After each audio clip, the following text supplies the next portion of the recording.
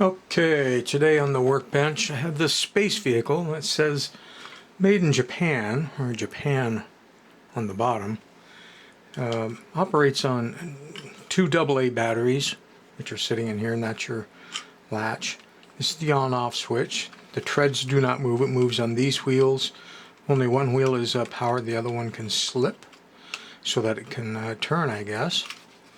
I already have the screw out of the back, so I can take the front off to show you what's inside.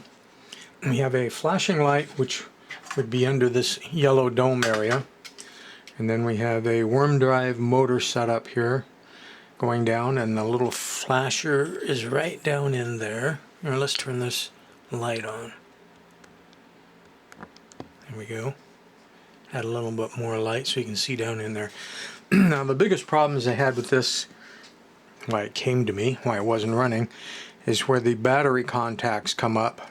These are the two ends that are connected together, and these are the two ends that are separate. And you see this corrosion on here and everything, and how the original plating is flaked off. So there was no connection happening between the negative battery contact and this plate, or even this one wire for that matter. And then a similar problem with this wire, which comes off the positive side of the battery. And I had a similar problem, which I can't show you, because I already put the motor back in.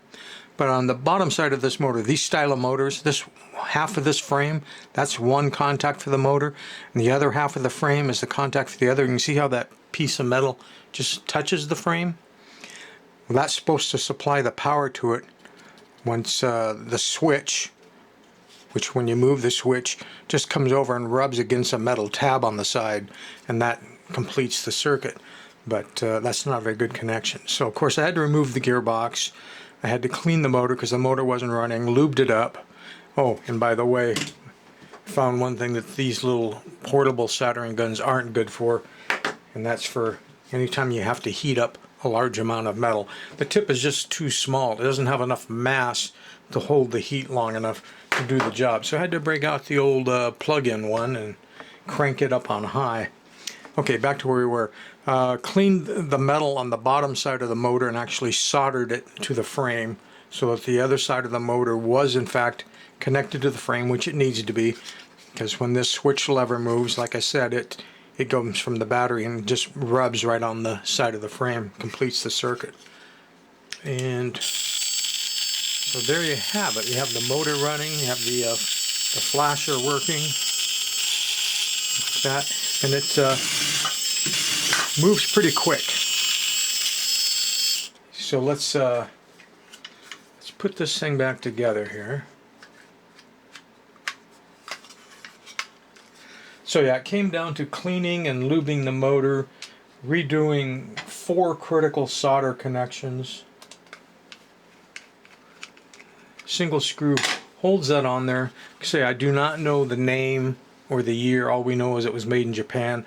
I'm guessing by the all plastic construction, we're talking about 1960s probably. So let's see if that looks any better. Oh yeah, there we have it.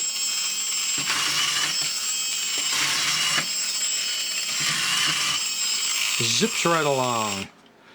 So if any of you happen to know the name or the exact year that this particular space toy came out, feel free to leave that in the comments section down below. It's very basic. It's not highly detailed. I mean, I guess it could have even been in the 70s, but I'm still guessing the 60s probably would be my guess. I mean, they did some things like this back in the 50s, but they were still mostly tin back then, because plastic injection molding was more expensive.